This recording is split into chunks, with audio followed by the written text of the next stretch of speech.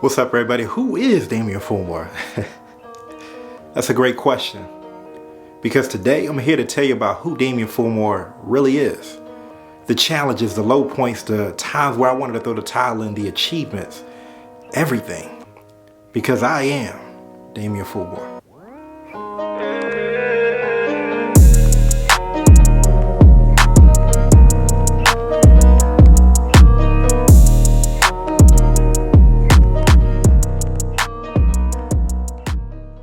It all started when I was 9 years old, July 15, 2003. I'll never forget the morning that my dad, he called my grandmother. He said, we got to get the boys up and we got to get them ready into the hospital as soon as possible.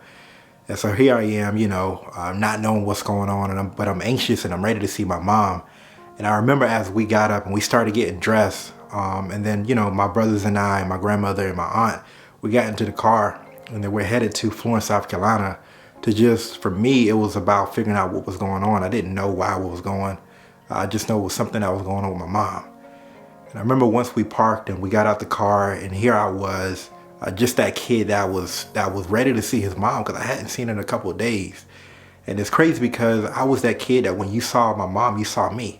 I was that kid that when you saw my mom, you saw a little kid just rolling right behind her, pulling on her coattail. I was that kid that when it came down to it, I would play sick just so I can stay home or just so I can go to work with my mom. Like, I was that kid that loved his mom so dearly. I remember as a kid that I would go to the stove and I would turn the stove on high and I would put my hand above the eye until my hand got hot. And then I would put my hand on my forehead so when my mom checked my temperature, it would read as though it was too hot. So she would say, Damon, you're sick. Your temperature is high. You can stay home with me. And I'll never forget in those moments when I did that, not because I wanted to stay home from school, but I did that because I love my mom so much. I did that because I cared about my mom so much. And I remember July 15, 2003, when my dad, he called my grandmother and he said, we got to get the boys up and we got to get them to the hospital as soon as possible. I'll never forget that day. But on that day, July 15, 2003, once we got to the hospital, the doctor, he came out and he said, you can now come back and see Miss Fulmore. So here I am, that little kid that loved his mom so much. Here I am, that little kid that pulled on his mom's coattail every time he saw her. Here I am, that anytime you saw my mom, you saw me. I was that kid that when the doctor said you can now come back and see Miss Fulmore, I was anxious. I was ready to see my mom. And so I got up so proud, so ready to see my mom. And he said, I'm so sorry, son, but you're too young. And I'll never forget, I looked at the doctor and I looked at my grandmother and I said, he don't understand. He said, I'm so sorry, son, but you're too young to go in the back and see your mom. And I said, I need to see my mom. And he said, again, son, you are too young, so you can't go back there and you can't go see your mom. And I looked at my grandmother, I said, I'm going back with you. And she came, she said, I'm sorry, doc, but he has to come back with me. And so here I am, I'm walking with my family through those double doors, not understanding, not knowing what's on the other side of the doors. But I just knew my mom was on the other side of the doors. I didn't know what my mom was going through. I didn't know what the challenge was. I didn't know what it looked like behind the doors. But I knew that the lady that I loved was behind those doors. I knew that the lady that I cared about was behind those doors. I knew that the lady that believed in me was behind those doors. Like, when I say my mom was one of the most caring, one of the greatest people that for me ever existed, she was. Because I was that kid that walked everywhere with his head bowed, not understanding why my head was bent low. I was that kid that walked every single place with his head low. And my mom would always say, Damien, don't you ever drop your head. My mom would always say, Damien, pick up your head. And I remember as a kid, I would walk everywhere with my head bowed low. And it got to the point my mom slapped the back of my head. She said, Damien, you're a king. Don't ever drop your head. You're a king. You're destined for greatness. So don't ever drop your head, even in the midst of adversity, even in the midst of challenges. So I remember once I walked through those doors and I got into my mom's room, and here I am. I'm looking at my mom. And then I looked at my dad and I looked at my grandmother and my brothers and my aunts, my cousins. And again, I'm not understanding what's going on. But then I saw my dad and I started seeing tears roll down his eyes. And I saw my grandmother and I started seeing tears roll down her eyes. My brother, tears rolls down their eyes. My cousins, tears roll down their eyes. And here I am, just that 9-year-old kid, still not understanding what is going on. But I started crying because I looked at my mom's machines in her room and they weren't on. There was no beeping. There was no sound. There was nothing there but her. And so here I am. I said, Mom. And I got no answer. And it's crazy because I said Mom again and I didn't want to say it. And I got no answer. And I said Mom for a third time, not wanting to say it, but I said it again and I got no answer. And the crazy thing about life is me not understanding what was going on. I knew that I no longer had the lady that I loved so much. I no longer had the lady who believed in me. I no longer had the lady who challenged me, who told me to always walk with my head high. I knew at that very moment that I lost the one lady that I loved more than anything. And the crazy thing about life is that at 9 years old, I realized that my life was no longer going to be me living as a kid. I realized that at 9 years old, I was going to have to start living a life that was a lot different. I was going to be going into different places where I would see kids with their moms, and I would be looking into the left and looking into the right, understanding and knowing that my mom wasn't there, knowing that my mom wasn't coming back. And as much as I wanted my mom to be there, she wasn't going to be there. I'll never forget the moment and how it felt calling my mom, calling on my mom and saying, Mom, Mom, Mom, and I got no answer. The thing that I will always cherish my mom for, and the thing that I will always value my mom for, is that she taught me more about life in 9 years than it takes people a lifetime to understand what life really is. And the thing that my mom has always instilled in me was to always walk with my head high despite what challenges that might come my way, despite the moments where I might want to throw the towel. And she have always instilled in me that greatness was me. She's always instilled in me that I was a king. She's always instilled in me that there was not anything in this world that I could ever amount to. And I'll never forget when a teacher came to me one day. She said, Damien, what do you want to do when you grow up? And man, I was ready, and I was so ready to tell that teacher what I was going to be. And I told the teacher, I said, I'm going to be a motivational speaker when I get older. And it's crazy because she looked at me, she said, how? And I looked at her, I said, I'm going to be a motivational speaker. She said, no, Damon, how are you going to be a motivational speaker when you stutter every time you talk? How are you going to be a motivational speaker when you can't talk to me in a complete sentence? When you can't enunciate words in a sentence for me to understand you? How do you expect anyone else to ever take you serious in your life? How do you expect anyone else to ever realize that what you're saying is true when I can't understand you? And for a very split second, I started to believe that teacher, and I started to believe that what she was saying was right. And then something kicked in and it said, Damien, there's no need to believe what this teacher is saying. And the reason why there's no need to believe what this teacher is saying, because your mom told you when you was 9 years old, not knowing that she wouldn't be able to see what your life looked like. She told you at 9 years old that you was a king. She told you at 9 years old that any challenge, any adversity, any heartache, anything that you ever go through in your life, you can get over it. For a split moment, man, I started to believe what that teacher told me. And I started to understand, and I started thinking like, man, maybe this teacher is right. Maybe I'll never be able to get over the stuttering issue. Maybe I'll never be able to enunciate a sentence in a complete way where people to understand me, where people will take me serious. And then I kept repeating what my mom said to me over and over and over again. My mom told me that I was greatness because she knew that's what I was. The thing about life that we're all destined for greatness. The thing about life is that you just got to walk into the purpose, walk into the greatness that's actually for your life. Everything that you desire is for your life, and everything that my mom believed in me was for me. But as a kid, I had to understand, as a kid, I had to grow up a little bit more mature and a little faster than a normal kid would have had to.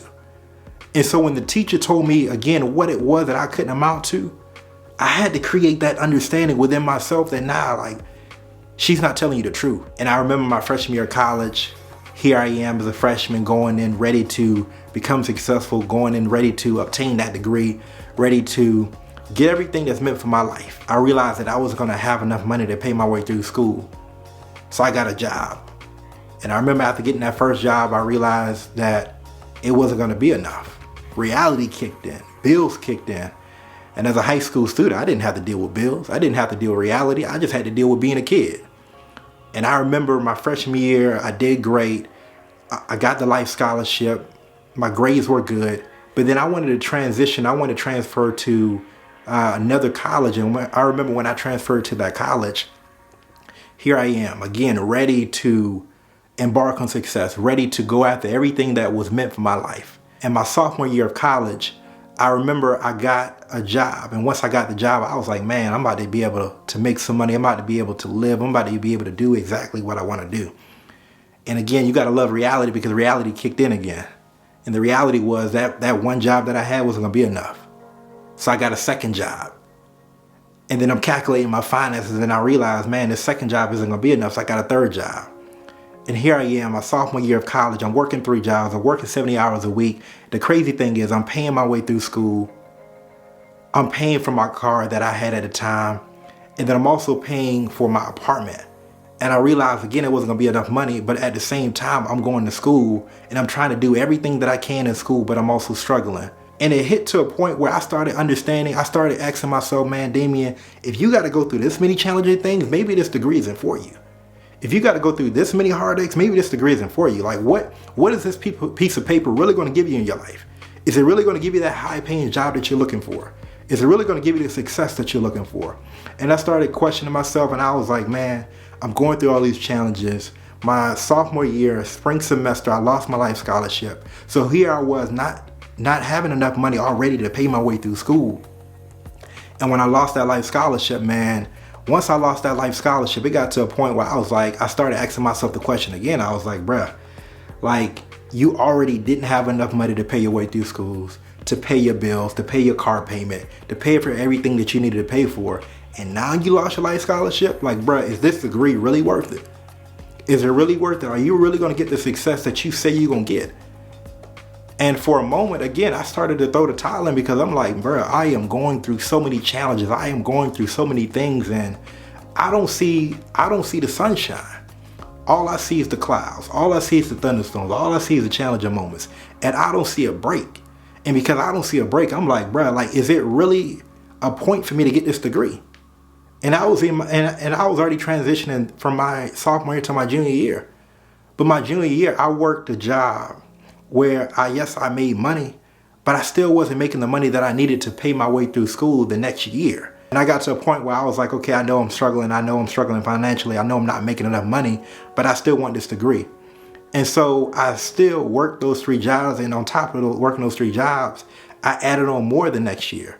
The next year, when I was working those 3 jobs, I decided to go back to what I used to do when I was a kid, which was detail cars. So I would work the 3 jobs at 70 hours a week, go to school full time, and on top of that, I would go back home and detail cars just to make more money so that I could pay my way through school. The thing about life is no one ever knew that I lost my life scholarship. The thing about life is that people always saw me work, but they never understood why I worked so much. I worked so much because the way that I was raised, in order for you to go get what's yours, you got to go get it. You can't ask people for it. You can't look for people to go give you anything. The thing about life, the thing about your purpose, the thing about what's for you, the success that's for you, everybody can want it for you, but you got to want it for yourself. No one's going to see your dream and say, man, I knew you want to be a rapper, so I'm going to give you that. I knew you want to be a millionaire, so I'm going to give you that. I knew you want to be a YouTuber, so I'm going to give you that. You got to go get the success that's for you. Everything that you want in your life is already yours. But you can't be afraid, and you got to go get it. And so for me at the time, I put my fear away. For me at that time, I put faith in front of me, and I put a belief system in front of me to know that, yes, this is what I want, so I'm going to go get it. And so here I am, my junior year, transitioning to my senior year of college, ready, man. And I'm still working these jobs. I'm still doing what I got to do so I can graduate. And I'll never forget my senior year of college. Again, another challenging moment. Again, another moment in my life where I started questioning myself. And I started saying, man, I really don't know if this is it. I really don't know if I should keep going to college. And my senior year of college, back-to-back weeks, I lost my grandmother. My same grandmother who told me that I was going into the waiting room to see my mom. And another week later, I lost my aunt. And weeks apart, and I was just looking like, bro, this is too much. And when I started saying this is too much, I started saying to myself, like, I don't think this is it. And I was like, is it really worth it? You went through all of these challenges. You lost your grandmother, you've lost your mom, you've lost your aunt, you've lost a lot of people in the process. Is it really worth it? And so for me, I finished my degree, but I didn't do it for anyone else. I did it for me. I realized that in order for me to become successful, that yes, I had already went through a lot of challenges in my life. That yes, I had already went through a lot of low points in my life. But I realized that there was going to be a lot more low points points in my life. I realized there was going to be a lot more challenging times in my life. So in order for me to get to where I wanted to go, I had to keep pushing past the adversity, past the pain, past the moments where I wanted to throw the towel in. And so I'll never forget when I walked across that graduation stage, it was love. It was understanding to know that, man, I accomplished a lot. And I went through a lot of adversity. I went through a lot of nights where I cried my eyes out. And I went through a lot of times where I'll never forget the moments and the multitude of times where I got eviction notices on my apartment door. I'll never forget those times. And the reason why I am grateful for everything that I've ever had, because I know what I know what life looked like to struggle, but I never knew what life looked like to live. And the thing about life is once you get an understanding of what it is to struggle, what it is to go through the challenging moments, you can either tell yourself that I'm gonna keep living a life of challenges, living a life of the heartaches, the pain, or I'm gonna choose to put it behind me and to live. What matters most in life is that once you get that great understanding of what it is that you really want, you gotta go get it. Even if you gotta go through hell, you gotta go get it.